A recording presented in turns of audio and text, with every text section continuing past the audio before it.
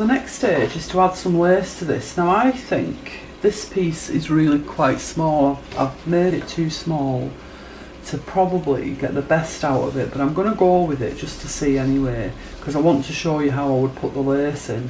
So rather than using this piece to overlap this piece, although maybe I might just contradict myself, my intention when I was thinking about it was to use this piece as the overlap, yeah, which will work. Okay, so I'm going to overlap. I don't want to go in a straight line because I want to show you that it's possible to create more varied shapes than just straight lines. So I'm going to put that piece over there, but I'm going to put some lace cloth, some lace in it. So I need to pick some lace. Now I can trim this lace. This lace is so wonderful. I can halve its width, if you know what I mean. So I just need to decide which one I want to use. So I think maybe use this one perhaps. That's got quite a sheen on it, so it's a case of playing, and this one hasn't. But I do prefer this one. So what I'm going to do is cut it in half widthways to the length of that little piece. Where see it's so small, I've lost it now. I've lost it. Where could it be? It can't be that far, surely. I don't believe this. Oh, it's here. Right, to the length of this piece. So, only that much. Cut it in half widthways. And I find most laces don't fray, so that isn't a concern. Okay. Right. So then what I do is I put this down first. Alright. And then I'll lay that right side, obviously, over the top.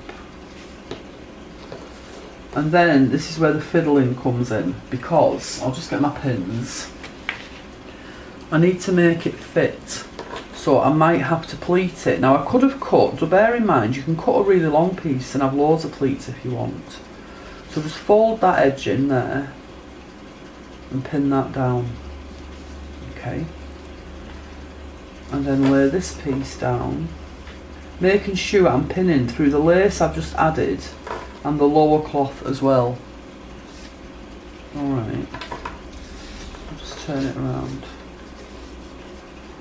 And also, without losing a lot of the lace itself, so the lace is still visible. I don't want to completely cover the lace with this top piece, obviously. I want like a lace trim going on here. So that's it pinned. So again, tack it down, and you can get those pins out. So I'll get my long needle again. I love this long needle, even though it's a basting needle. I use it so much.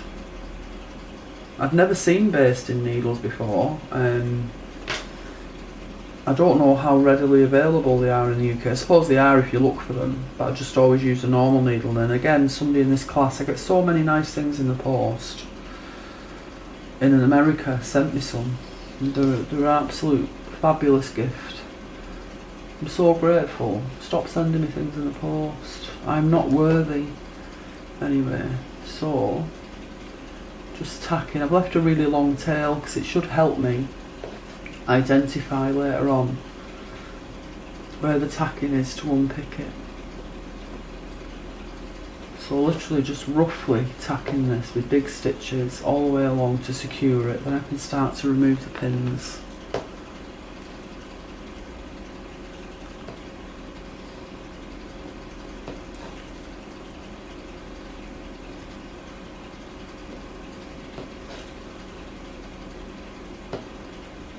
And I'm going to leave a long tail at the end as well, so that I can identify the tacking from that end too.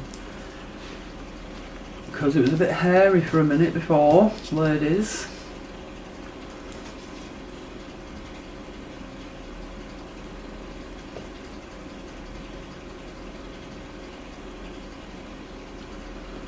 Right, so that's the final tacking stitch. I mean, I don't know if you can see already how much of a really lovely effect that's having on that piece, having that lace section.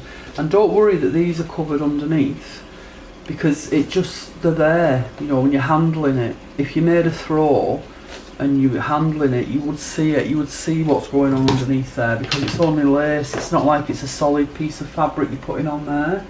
So the first thing I'm going to do with this one is I'm going to secure it with tiny little running stitches, okay, and they're going to stay in, so they need to be neat. And again, I'm not going to knot it, I'm going to go to the back and just run it through the back a couple of times to secure it without a long tail, because you really don't want, so I know I keep saying it, but you really don't want a knot to appear somewhere at the most inopportune moment.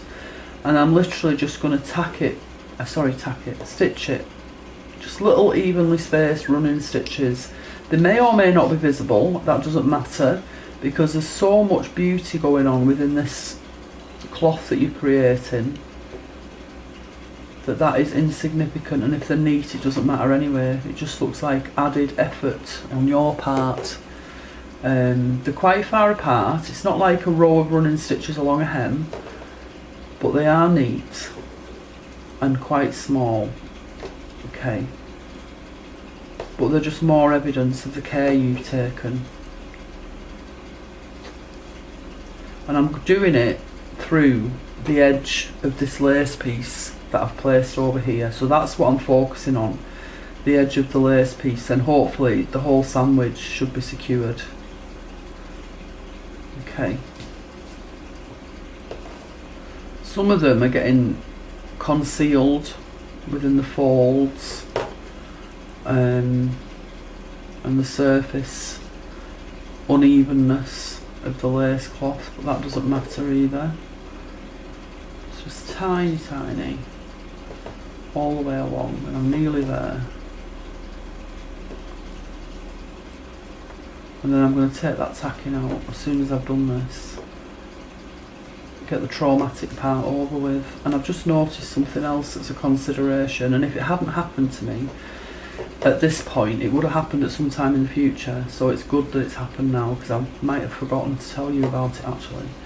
So again, just take it to the back, run it through a couple of times without sticking it in your finger, and cut it off. So I'll just get my tacking out and then I'll explain to you. I'm just going to get a blunt needle to get this tacking out, because I don't want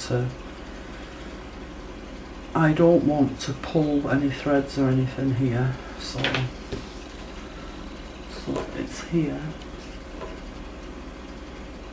It's so hard to see it. Get eye.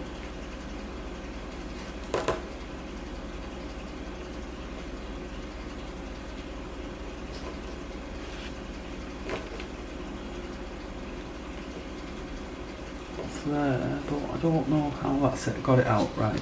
So what I noticed then, I mean, look at that already. I mean, just look at it already, and that's without the buttonhole lace that I'm going to put along here.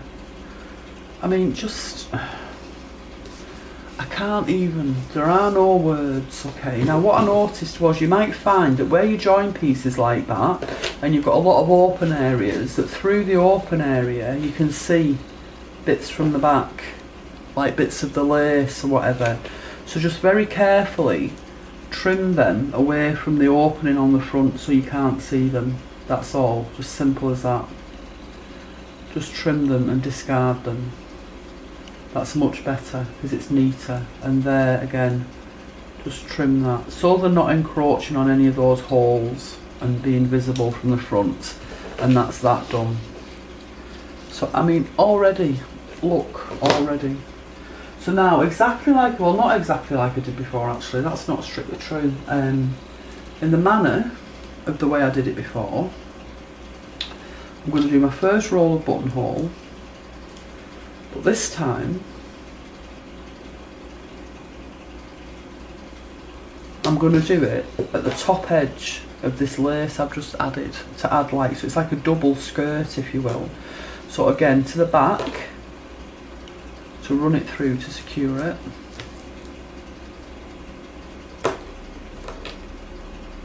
Don't want any long tails or any knots. Okay. And then just start at the edge come back up to the front. So I'm catching down the top piece. This is what I'm catching down. I'm going through, because it's secure, I don't have to go through all 3 layers. I'm just going through that top piece here and the top of the lace. Okay. Because it's secured by those little running stitches, isn't it? And follow the line, like we did yesterday, well, like we did in the other video, the first video, with the other fabrics, the other surfaces. Follow the line, don't be like tempted to try and do it in a straight line. Just go wherever the line goes, because that's how you maintain the organic nature of this. It's quite difficult sometimes. When I first started doing this, I used to think, oh, I need to go there to get a straight line. But the straight line isn't what I'm after. It's following the contours of this piece of cloth that is what I want. Okay, that's what I'm after. So, do that. And it is quite thick. You've got to be prepared for that.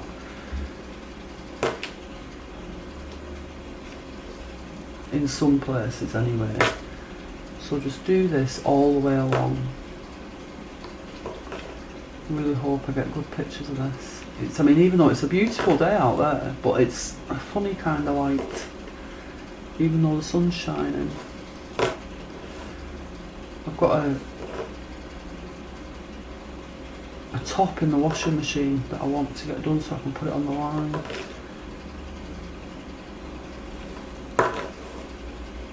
So, let's go. And yes, I know it's one top and it's in the washing machine on its own, but it's hand wash only in cold water. Well, modern day washing machines, I've got quite a new washing machine. It has a cycle.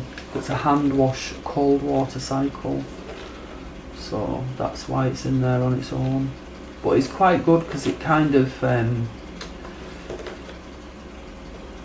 it's actually an amazing washing machine. It's computerised and it gauges the weight of what's in there, so adjusts the water levels accordingly and the time of the cycle. And I'm sure it's a very expensive washing machine, but I didn't pay for it because my old washing machine was insured, so that if it broke down they would come out and fix it for nothing. I mean, it cost me like £50 a year, but if it broke down they came and fixed it for nothing, which a call out is normally £90, and then if they couldn't fix it they gave me a new one for free. So I mean, I had that, to be honest with you, I had that policy for about 8 years, so I paid £50 a year for 8 years, and it did break down once or twice, so I saved myself £90 a couple of times, and then about 4 months ago they couldn't fix it, so I got a brand new washing machine for nothing. So, and it's state of the art, it's amazing. So I'm sure you're all happy for hearing that, but I would say, especially if you're in England, they are called Home Serve. I would get your washing machine insured with them, because imagine a £90 call out charge, you don't have to worry about any of that, and they take it monthly as well, so you don't even really notice it's going. So I'm going along here and I'm following the line and I'm getting the most beautiful organic line of stitching here.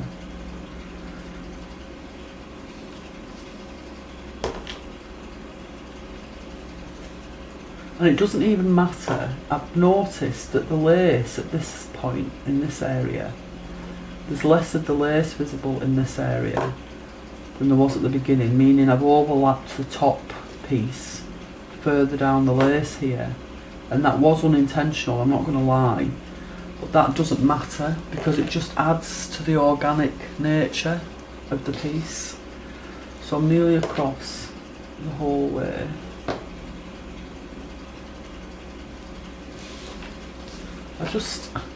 I really can't begin to tell you, I know I keep saying this, but it's true. It's like being in heaven. Although I don't think I'll get there when my time comes. I don't know if I've been good enough. Right, so let's... But hey, may as well have heaven now then, eh?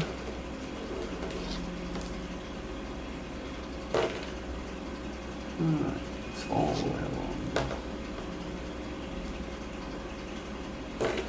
when you were little, did people say to you, don't do that, you won't get to heaven?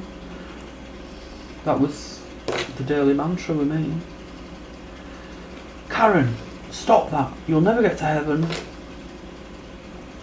I used to think, well, I don't want to go. Is it like Blackpool? When I was a child, I used to think, I don't want to go to heaven, I've got to go to school and blah de blah. You don't get it when you're a kid, do you?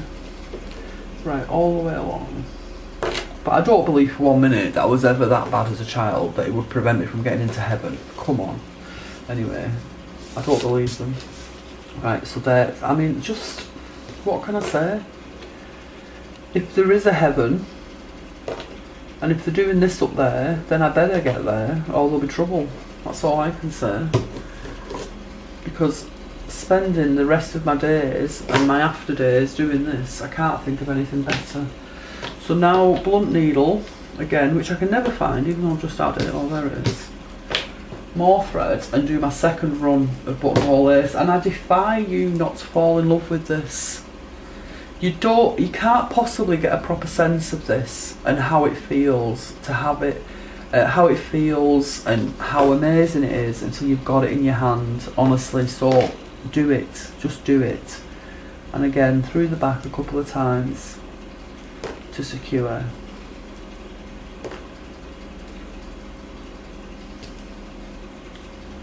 And then come up again through there to start off the second row, through the loops of the row I've just done, all the way along.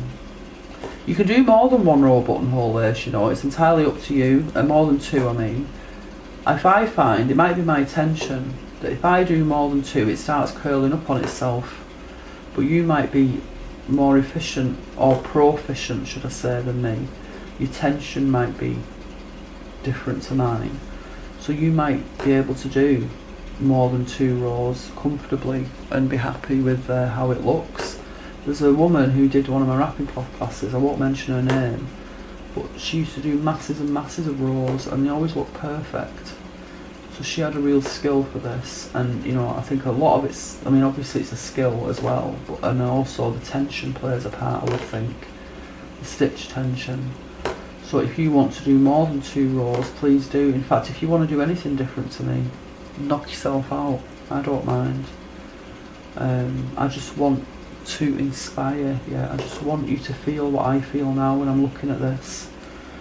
I think everybody in the world should feel what I'm feeling now when I'm looking at this, the pleasure that I get from this.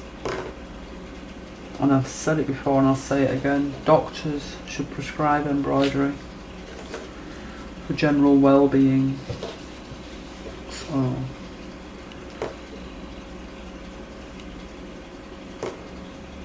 all the way along, I just can't, I really hope I get my pictures to do justice to this. And then I've got to go to the machine. You've got quite long videos today, haven't you? And I'm coming back as well. So I'll be coming back later this week. It might get to Saturday, I can't promise you when. To finish off and talk about joining different pieces.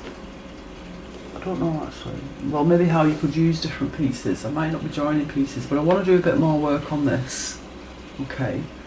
And then I've got this that I'm going to show you next, and then the paper base thing that I want to show you. So it'll be demonstrating the paper base thing and perhaps discussing those other surfaces and what you can do with them.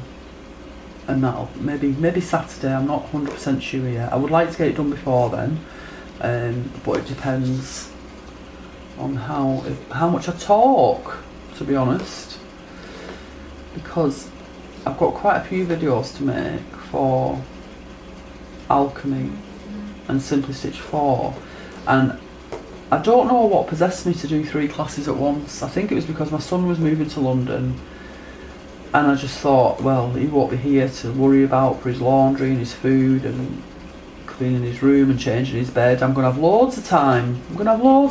Just because one child has left home, but it doesn't work like that. So I'm just making videos constantly, like on a perpetual loop, which isn't a problem because I love it. But if I talk too much, they last longer, so they take longer. They take longer to convert, they take longer to put on YouTube. So might be Saturday, depending if I can stop talking, which would be a challenge in itself. So my last one there, right, and then through to the back again to fasten it off, and I'll pull the camera in a second to show you this, and I'm really hoping I get some amazing pictures so that you can get a really good sense of what this is like, of how wonderful this is. And that's not me blowing my own trumpet, that's just the cloth. I mean, it's the cloth, it's just fabulous. So if I turn, do you know, heaven, there's a song in there, but I'm not a good singer, so I'll spare you. I'm in heaven, heaven, I'm in heaven. I don't know the rest of it. Right, there. Can you see? Lace edge with buttonhole lace. The edge I did before. Just, well, I don't have words, really, and there's the buttonhole lace I've just done. I just don't have words. So go away, and if I don't hear from any of you for about 6 months, I know it's because you're all sitting at home salivating over bits of lace, because that's what I'm going to be doing. Okay.